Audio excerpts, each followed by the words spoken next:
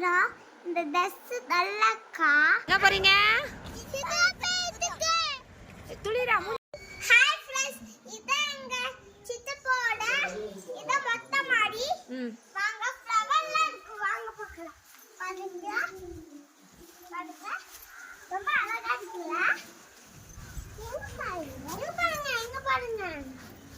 ரொம்ப அழகா இருக்கு. ஹாய் ஃப்ரெண்ட்ஸ், இன்னைக்கு வந்துட்டு நானும் இதான் சித்தப்பா மொட்டை மாடி. நானும் ஜான்வியை கண்டுபிடிச்சிட்டா. அவன் மாட்டிக்கிட்டா.